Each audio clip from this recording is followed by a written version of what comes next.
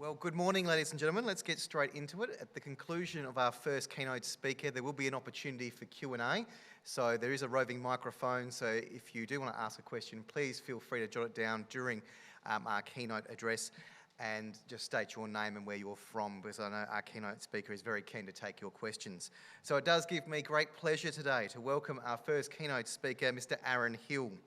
As the Managing Director with Accenture, Aaron leads Australian and New Zealand Economic Insights team there. He works on economic impacts and public policy with the focus on the interaction between policy reform and economic growth. Aaron is one of Australia's leading economic experts, and particularly in public policy. But he is one who is well versed in our areas of economic and also growth areas. In fact, in his previous role with Deloitte Access Economics, he worked closely with many local governments, in particularly here in South Australia, where he's worked closely with Mount Barker and the City of Playford. He has also provided some great strategic insight for the last 2 years for the National Growth Areas Alliance around federal budget impacts and insights. Aaron has had a distinguished career. He has also been an advisor to the former Deputy Prime Minister and Treasurer of Australia, the Honourable Wayne Swan, and also an economic advisor to former Premier of South Australia, the Honourable Jay Weatherill. And the City of Playford has worked with Aaron, particularly around the economic changes with the Holden closure that occurred a few years ago in South Australia when he was the Principal Economic Advisor to then Premier Weatherill. Today, Aaron will guide us through the current economic situation facing Australia, the challenges and opportunities that we face, how that impacts growth areas, and also the opportunity and challenges in responding to climate change through an economic reform. So it gives me great pleasure to please welcome our first keynote speaker, Mr. Aaron Hill.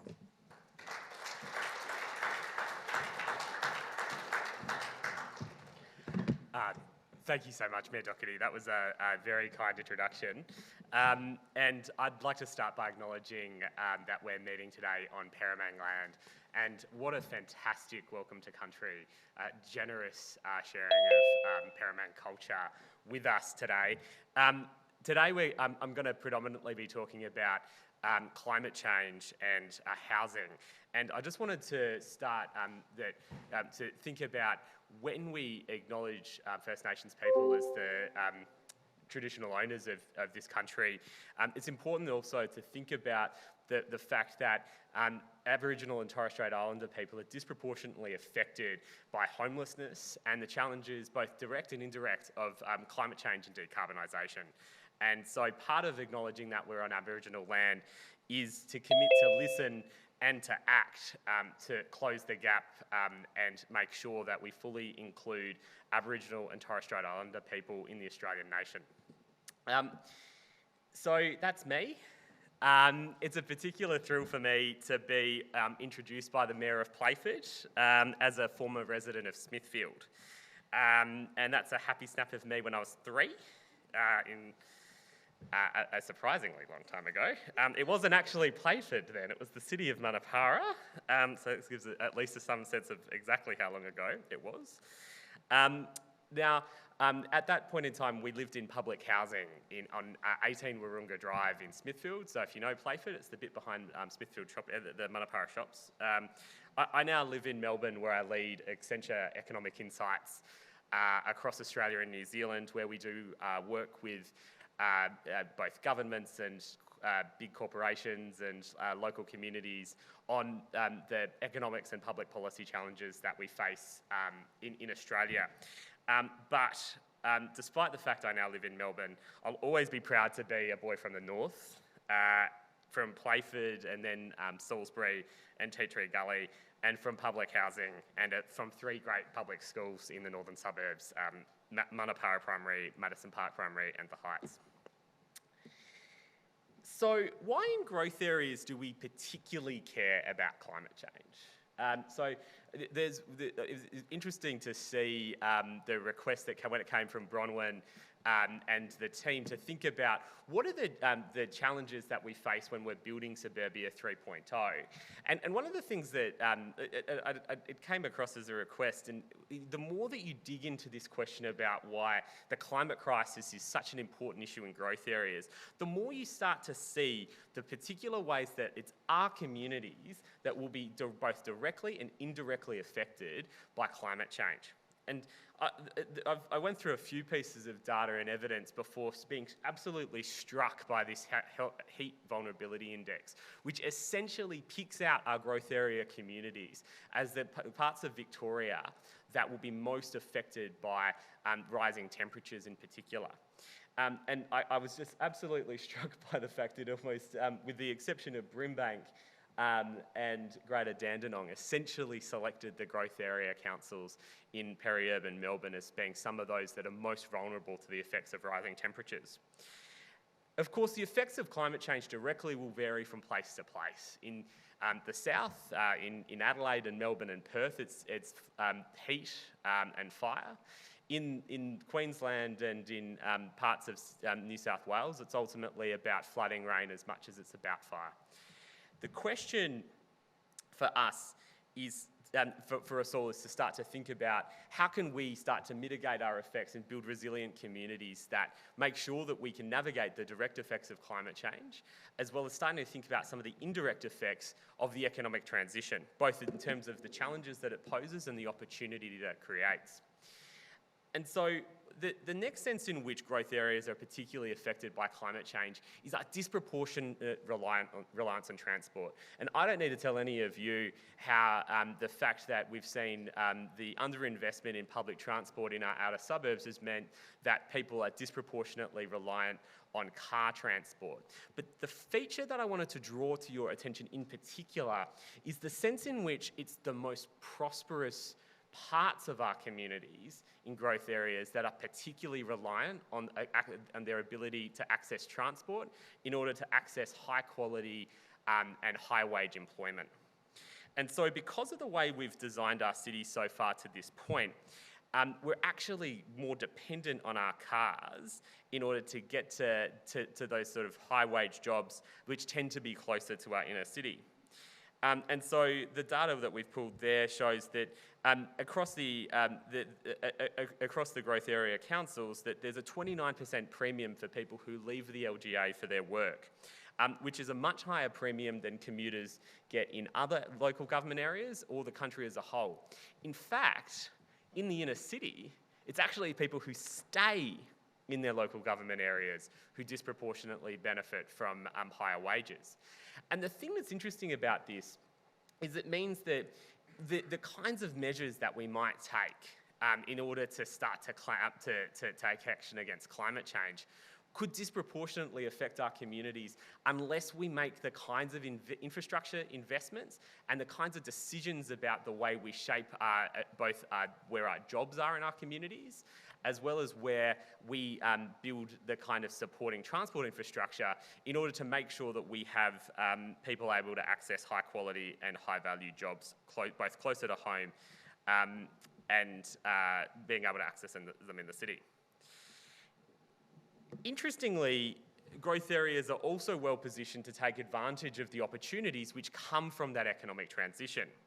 And so, you know, communities like the ones in outer urban Melbourne and Adelaide and Perth disproportionately have workers in the manufacturing sector, for example. And we'll come back to later some of the opportunities that exist in the manufacturing sector, returning to Australia once again in order to respond to some of the opportunities connected to climate change. The thing that's interesting about this set of facts in particular is that even though in the 80s and 90s we saw industries like manufacturing disproportionately shrink in this country and cause some of the economic difficulties that we all live through, the manufacturing capability in growth areas remains really strong, and it's starting to pivot from being a challenge that we face to an opportunity. So what are the challenges that we face broadly as a country? And how do we address climate change in the context of the range of challenges that face Australian cities? Well, I thought that there was really 3 different sets of prevailing factors that then make us think about how we address decarbonisation both creatively, productively and frankly affordably. The first is, as Councillor Death mentioned in his address at the start, we're starting to face a really significant housing supply crunch with the combination of needing to welcome overseas migrants to this country to take up opportunities to help us grow our economy and grow our communities, and I think that's a fantastic thing. I think that it's really important that we welcome the people who are choosing to come to this country and build a new life and to choosing to build Australia's prosperity. But we have to respond to that by building the houses for them to live in. It's not good enough for us to say as leaders and as policymakers that we're going to have that level of migration without seeing the sort of housing response that we need to make sure that we have housing ready for those people to go. And so I'd like to point to there's any number of places that you can look to for evidence of a housing supply crunch, but I'd point to the recent report from the National Housing Finance and Investment Corporation that found that there was an 106,000 dwelling gap between supply and demand over the next 5 years alone, of which 62,000 dwellings would be apartments and medium density dwellings. We've confront that challenge in the context of a constrained economic environment.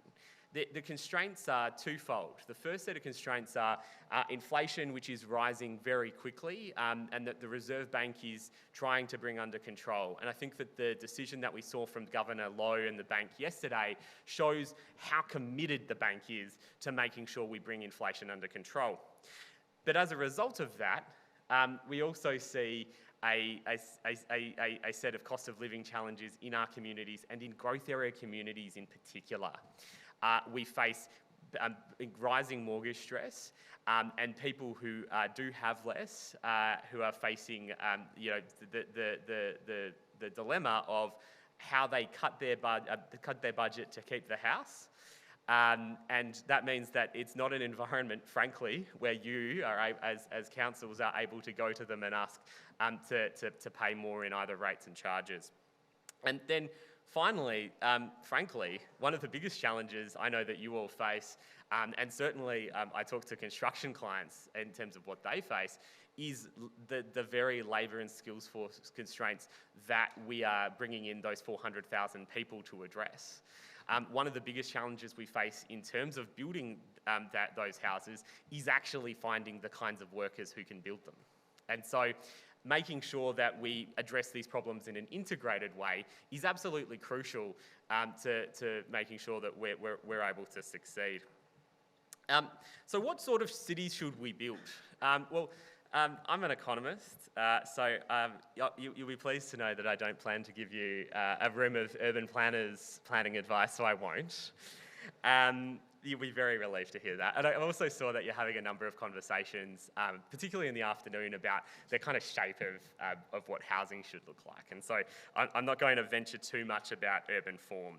But we do have a strong sense of the kind of ways in which our cities need to change. And I thought Councillor Death and Bronwyn's really summed it up well in their launch. It's about making sure that we've got the kind of places that create the kind of lifestyle for our people, while giving them that lifestyle that we enjoy as Australians, the kind of lifestyle that, frankly, many of those 400,000 people are attracted to.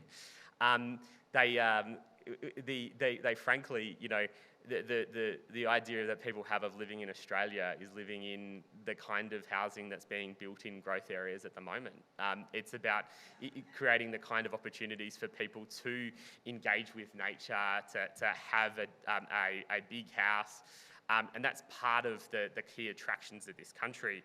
But we have to also think about the ways in which housing needs to be built differently in this generation than it was built in the middle ring suburbs. We need to think about how we build higher density communities. All of the I've worked on a range of different property developments over the course of my career, and every single one of them is denser than the middle ring suburbs that I see around. So I don't want you to say that I think you need to change. I think that that's the work that you're doing in your communities at the moment. But it also is about building the kinds of physical, social, and community infrastructure to support those medium density communities that your cities are already building. And we need to build that physical, social, and community infrastructure as our communities need them, not once they're built and in retrospect, or in a political way in order to address a set of political objectives on the fly. And so I'll start with two pieces of advice for others before thinking about how we can make policy in growth area councils themselves. The first piece of advice is not new.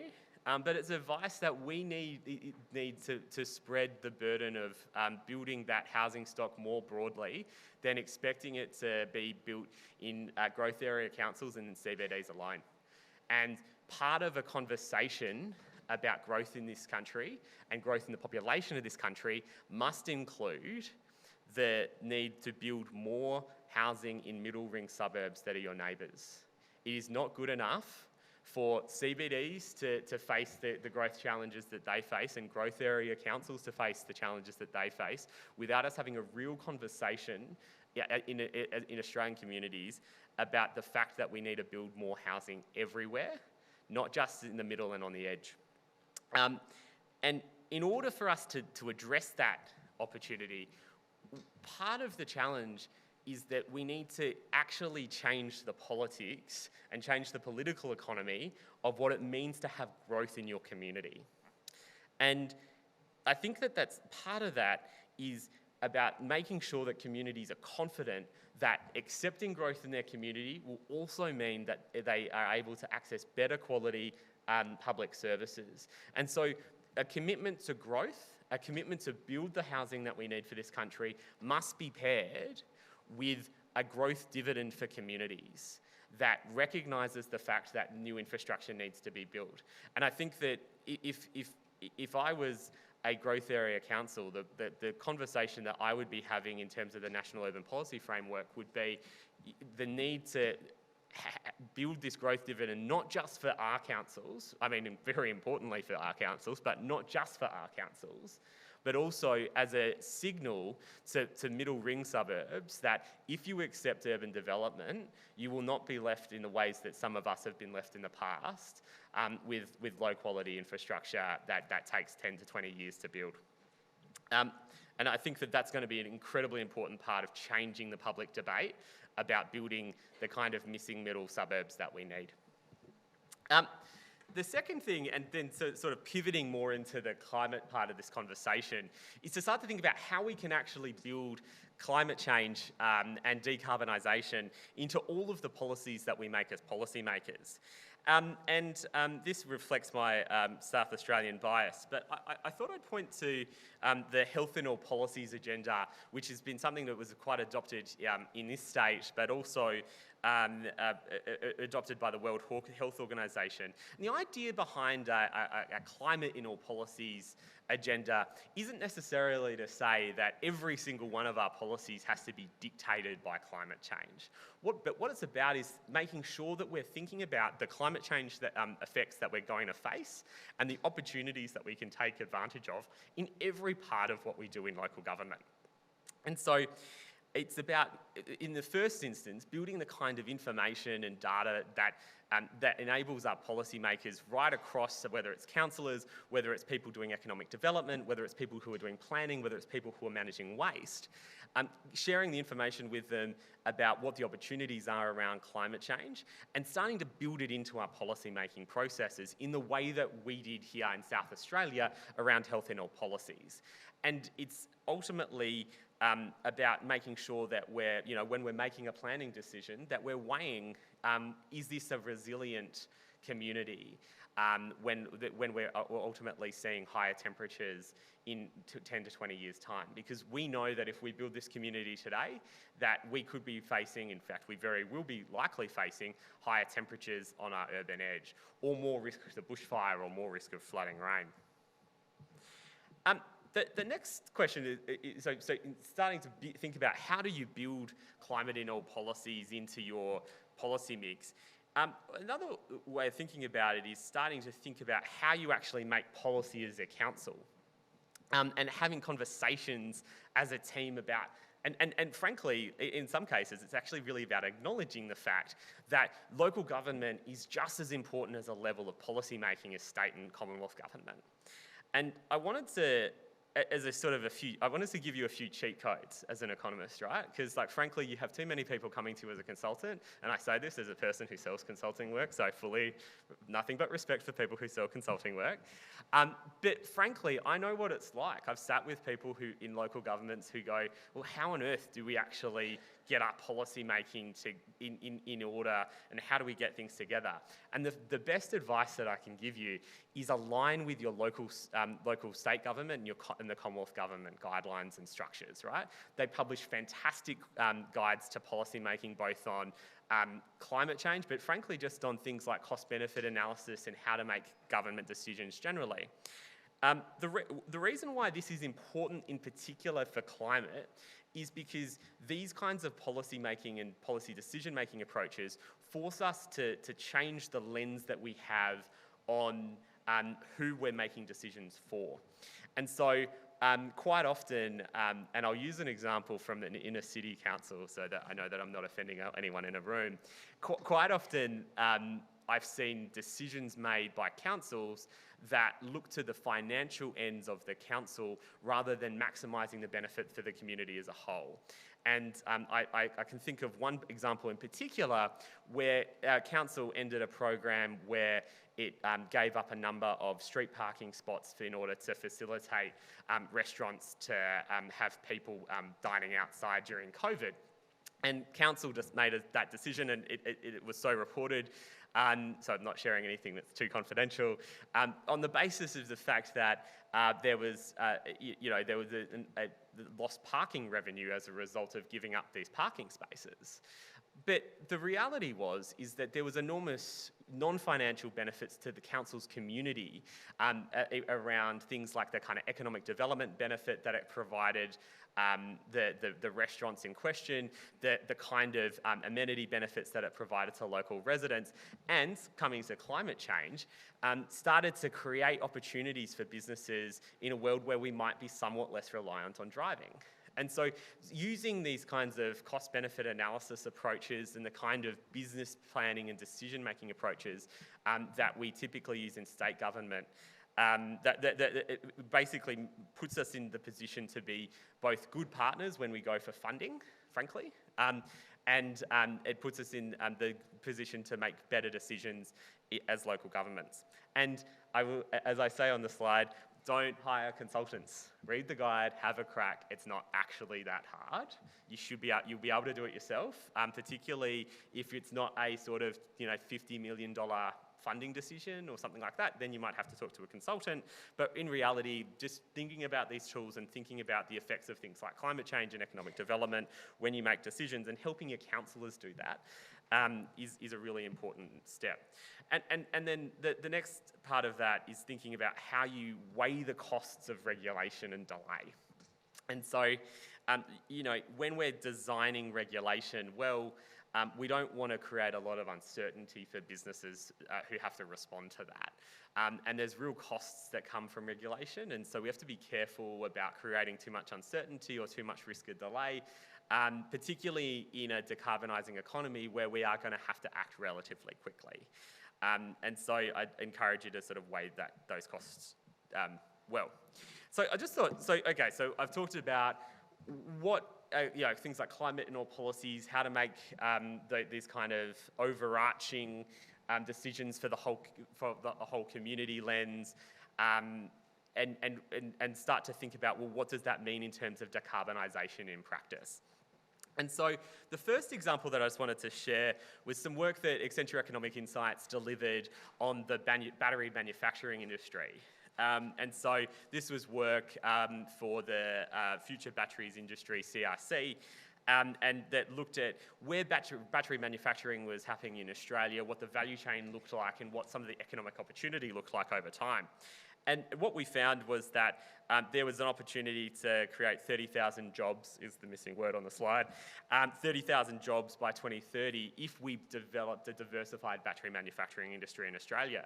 And I was particularly heartened when we were putting together this report to see growth area councils already at the forefront of this emerging sector, but in places like Playford and Kwinana, in Perth. And if we think about the kind of manufacturing advantage that we have in our growth area councils, this is exactly the kind of economic opportunity that decarbonisation brings to us, right?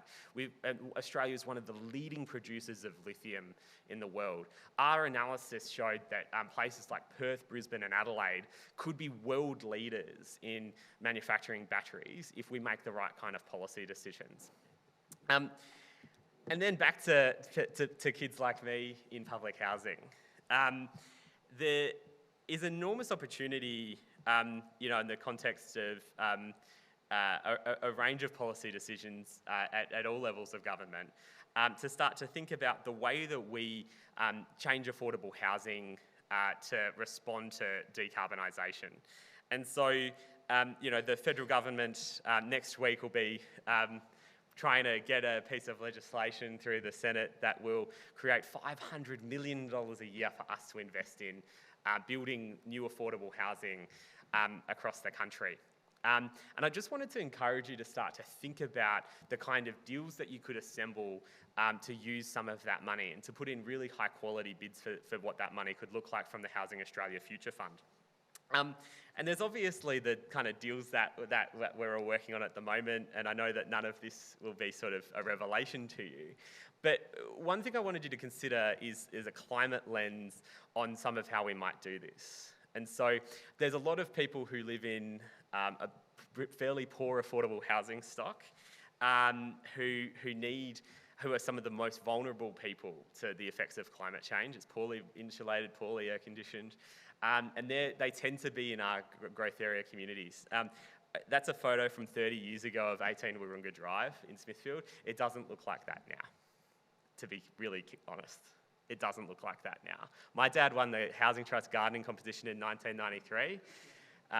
It doesn't look like that now. And so we need, as growth area councils, to act as instigators of the kind of deals to rebuild these kinds of communities. And, I don't want to talk this place down, because the truth is Playford's actually been a leader of that in the past. I remember when I was in state government, working with the city of Playford to do Playford Alive, which is a really great example of how you can rebuild affordable housing and social housing in these communities that's close to public transport, that leverages infrastructure that already exists, like the train line in Playford, that makes sure that we're making the most of the kind of social networks that already exist in these cities. But what that needs from you as local governments is to start to forge the kind of relationships that can start to use the federal government's money to do deals, right? So you need to. So if I were you, I'd be thinking about how do I assemble relationships with property developers? How do I assemble relationships with state housing authorities for affordable housing providers to start to get those deals ready to go? Because ultimately, I think that this is a real place that we can do good. We can build new communities, and so you're building new communities right on the edge at the moment. But thinking about how we can rebuild some of these communities that are closer to the urban core of our cities, to make sure that we're protecting people who live in these sorts of places from not just the worst effects of climate change, but giving them the opportunities to participate fully in our country's economic prosperity. And so with that message from a kid from Smithfield, that's all I had to say, and I'd love to take your questions. Thank you so much.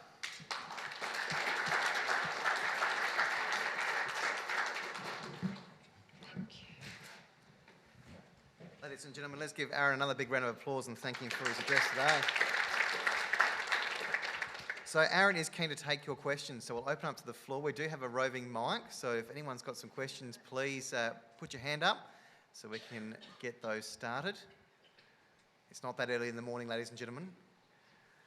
If you can just tell us your name and where you're from, and I'll hand you over to Aaron. Yeah, thank you, Aaron, for that presentation. I'm Councillor Kurt from Hume City Council. You spoke about that 100,000 household shortfall. I'm wondering if you could comment upon some of those ABS statistics which got released during the census. I think it's 1 million homes, or 10% of properties in Australia, were unoccupied and empty on census night. And I don't know, is there a solution in that for that housing shortfall in trying to get people into those houses? What do you think? I think there is, but I think it looks subtly different from some of the stuff that that I think people who see some of that as a bit of a panacea would point to. But I do think that it's an important problem. What that vacancies, so just to give context, so there's about 1 million properties that are vacant as reported by the census in 2021. And so properties can be vacant for a variety of reasons. It can be vacant because it's an Airbnb in a lovely place like Hahndorf that isn't used on a Tuesday. It can be vacant because it's just been finished, but it can also be vacant because properties are not used in the housing rental market in the way that they might be. They could be taken out to be Airbnbs or whatever else. And I think that there's opportunities to create incentives for people to make sure that their properties are in the rental market. But one of the things about vacant housing that I think that it's important for us to focus on is that houses can be vacant for a really wide range of transitory reasons. But the real challenge isn't just the overall vacancies, it's the houses that are vacant because they're not good enough to live in. And so what I would really encourage you to think about is what's that narrower group of housing that is too dilapidated, frankly, for people to be living in safely, and that we can do something to address, because that's going to, making sure that we're redeveloping those houses, and that's at the forefront of our public policy agendas when we're talking to housing ministers, is going to ultimately create new housing stock that's available on the rental market. I think if we look at the rental market in places like the 5 mainland capital cities, there's a lot of incentive already for property developers to put the apartments in South Bank and the sort of the places that people talk about being empty because of foreign investment or other reasons. There's a lot of incentive to put that on the market. It doesn't actually make a ton of sense to hold an apartment in the middle of the city and not rent it out. I think that there's case studies that might not be generalisable about some of those places. But I would encourage people to think about what's the housing stock that's lost because it's not good enough to live in. Any other questions? Yes.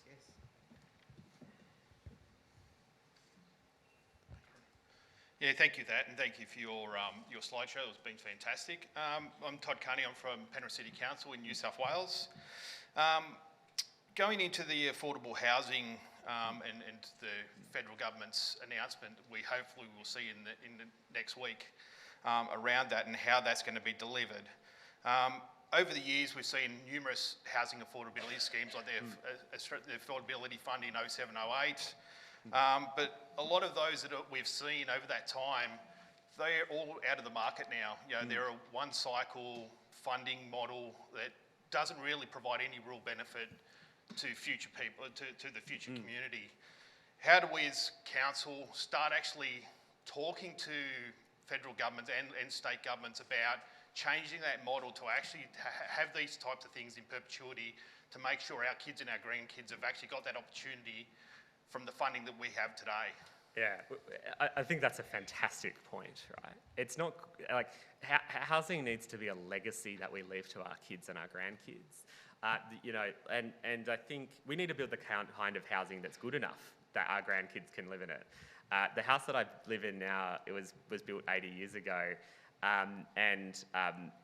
we need to sort of think about how we're building that kind of quality stock going forward. But In terms of the kind of temporary nature of programs, I'm not going to, my reflecting on partisan politics days are over, but I would note that the federal government is currently trying to pass a fund that would exist in perpetuity that you'd spend the benefit, the interest from, essentially. It's not quite an interest, but basically spend the proceeds from over time. So while I wouldn't reflect on any partisan matters, I would note that that's a policy that the Commonwealth Government is currently pursuing. Hopefully, well, some people might hope that it gets through the Senate, but I wouldn't reflect on partisan matters. But I think like it's that kind of perpetual commitment to our communities is really important. And I think that it's one of the things I think that, so you've got the fund in perpetuity, but then it's about how you use it. And so it's about building and rebuilding communities that continue to have affordable and social housing stock over a long period of time. So we can add, so it's good to add to the housing stock, but how are we creating the kind of affordable housing that we need for generations going forward. I think that one of the things that's really important is that housing, affordable housing to me, isn't actually just a capital item in the budget, it's actually an operating item in the budget. And ensuring that we're continuing to support the maintenance, the redevelopment of that housing over the next 5, 10, 15, 20 years once it's built is absolutely vital to make sure that we've got the stock of housing that's available going forward. I think the other thing that's important is to think about the social and community infrastructure that we're building alongside the housing that we build. You know, and I was at a report launch that for a report that we did for the Foyer Foundation, and I think that there's a few councils here that host foyers in their communities, but essentially for those who aren't familiar, Foyer is a youth homelessness foundation that builds affordable housing for young people who are facing homelessness. They do it in partnership with the private sector and philanthropy, as well as the state and local government. And was at the Foyer in Logan, hearing about the ways that it wasn't hard getting the foyer built, it's hard getting it maintained over time. It's hard making sure that there's the services that the young people in that facility need to access work. And that's what the Foyer Foundation does. It's not just about putting a roof over people's heads, it's that first, but then it's just as importantly about the kind of services that we're putting around those young people to make sure that they thrive. And so I think that it's that kind of two-sided approach that makes sure that we're building affordable housing in perpetuity, that makes sense for people's lives. All right, we're nearing morning tea, but has anyone else got a final question? Yes, we'll take two. We've got two final questions. Thank you very much for the opportunity to ask a question. Michael Leaney from Baw Shire in Victoria and also Peri-Urban Councils Victoria. My question was actually in relation to agricultural land and the loss of prime agricultural land going underneath housing and asphalt and concrete. A big issue in growth areas where we have market gardens and various agricultural pursuits. And I noticed in your slide it said 5% of income is from agricultural pursuits. How do we ensure food security for our major cities if we slowly but surely, not more rapidly, eating away at our market gardens and our prime agricultural land, which can't be replaced? What is, I think, a policy? I'd just be interested in your economic terms on that and policy position in terms of going forward to ensure we don't lose our agriculture that we need. I think it's a really good point, right? Like, and I think that I think that I'd be careful about saying that we're at imminent risk of losing ability to maintain food security. But I do think that it's one of the reasons why we do have to think about using our land more efficiently and how we are building the kind of livable communities where we've got access to public space, but people are living more densely. And frankly, I don't think that's principally an issue for growth area councils. It's an issue for communities closer to the city that won't let you build the kind of housing that's currently being built in growth area councils today. If you were to try to go to knock down some of the dwellings that exist in sort of medium density communities today and build the kind of dwellings that are being built in every single council in this room, you'd really struggle. and there's a litany of examples about how people have struggled. And it's only, you know, I won't start listing examples, that as tempting it is. But ultimately in communities, we have a trade-off about how do we build areas, cities that thrive and maintain our, you know, agricultural sectors, maintain our access to nature, maintain our cities at a reasonable size that we can deliver the kind of infrastructure that people can live in. And I think that some of that has to be about your neighbours in the middle ring actually picking up the shovel and starting to build. But that's probably as far as close as I can say without getting myself in, you know, too much trouble with some other councils. You're more than welcome to get yourself as much trouble as you like. They're not in this room. Thank you. We've got a question here. Sorry, I shouldn't ask this. Morning tea time. Everyone's ready for a cup of coffee now. My name's Kerry Busby from the City of Armidale in Western Australia. Mine was on your end of social housing. You know, this is one of the challenges, and how do we look at social housing moving forward? In the past, it's often built in the low demographic areas because the land's cheaper and whatever. And in the past, it used to be high-rise buildings at different places. And every time anyone's tried to do social housing, it's ended up being a disaster because you end up putting a lot of at-risk, broken people all together. And, we've all seen it, we all know how it goes, because it's a really hard, touchy subject. So if we as local governments and growth areas and even working with the state and federal governments, what is the real, I won't ask you what the answer is, but how can we look at that to really do that social housing well, you know, where we do it for them, we do it well for them, we do it well for the community, do it well for the nation. So sorry, it's a tough question. No. It's like my dream question, to be honest. So the first thing is that, so I could literally go on about this for like an hour. So I will not because I can see morning tea. I think that you're absolutely right. Like the lesson of, you know, the 80 years since the Second World War, 75 years since the Second World War, however many years it is since the Second World War, 78, the years since the Second World War and building, the really significant build of public housing in this country is that we know that it doesn't work when we build public housing and social housing just by itself. We have to find ways to integrate it into communities and into communities of a very wide range of levels of social advantage. There's a few reasons why that's so important. The first is the one that you pointed out there, at that, you know, same old trend about where social housing's built. It's either built in the CBD or like the very, very tight inner ring in the towers that you talk about, or it's built in your communities. We are not sharing we're not sharing the social housing equally across our communities. And the most important group that harms, it's not about some kind of, we all have to pick up our fair share. It's not just that. The biggest problem is that it means that people who face housing need in middle ring suburbs have to move, and they are disconnected from their communities, and they're disconnected from employment, and they're disconnected from the social and informal supports that they need in order to thrive, right?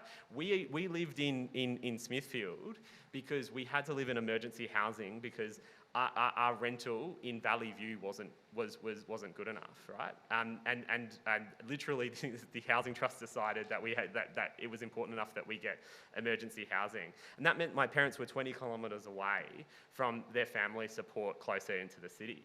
But that wouldn't happen if we had the kind of affordable housing right across Australian cities. And I will make one reflection on this, and it's not a political reflection, but it refers to something that a politician said. There was a politician in Victoria that referred to the fact that she couldn't imagine there being social housing in Brighton. Well, I hate to tell her that I lived in social housing, and I live just around the corner from Brighton in Melbourne now, so they let us in anyway. But we need it. So the people who live in social housing are 3-year-olds in cute little jumpers in gumboots. It's not just, you know, the challenges. It's older women, overwhelmingly older women in social housing. People like my grandmother in Manapara, who didn't get the kind of economic opportunities that this country should have given them live in social housing. And they deserve social housing wherever they have a community. And you know, some of that, and you know, her community is the city of Playford, and it has been incredibly good for her over the last 40 years of her life. And so she needs our social housing there. But we need social housing in every community just as much as we need it in growth areas. So that's my impassioned response to I think I avoided being political, but maybe only just.